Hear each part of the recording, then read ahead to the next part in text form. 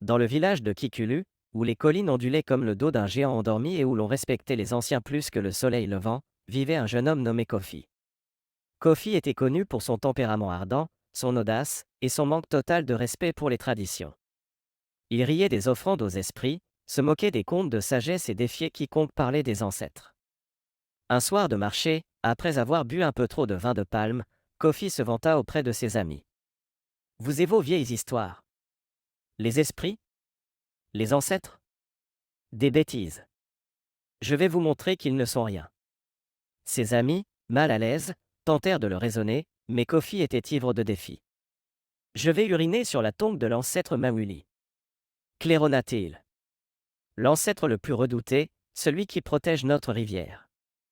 S'il se passe quelque chose, alors je croirai en vos fantômes. Un silence glacial tomba sur le groupe. L'ancêtre Mawuli était vénéré, sa tombe, au bord de la rivière sacrée, était un lieu de pèlerinage et de respect profond. Le profaner était impensable. Mais Kofi, la tête brûlée, ne recula pas tard dans la nuit, titubant, il se dirigea vers la tombe de Mawuli. La lune se cachait derrière les nuages, jetant des ombres inquiétantes. Arrivé devant la pierre simple marquant la sépulture, Kofi déboutonna son pagne, ricanant d'un rire nerveux.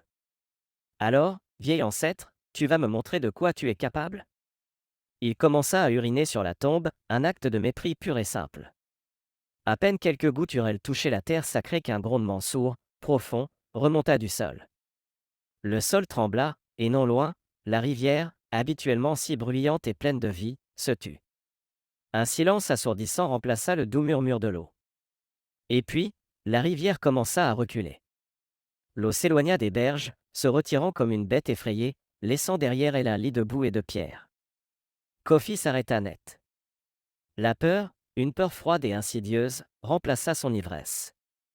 Il regarda la rivière s'éloigner, de plus en plus loin, révélant des profondeurs jamais vues. Les poissons s'agitaient, pris au piège dans des flaques, agonisant. L'air devint lourd, et un parfum de mort commença à émaner du lit de la rivière asséchée. Paniqué, Kofi tenta de s'enfuir. Mais ses jambes ne lui obéissaient plus. Il sentit une lourdeur sur sa poitrine, une pression invisible qui l'empêchait de respirer. Il tomba à genoux, haletant. Le matin, les villageois se réveillèrent et découvrirent l'horreur. La rivière avait disparu.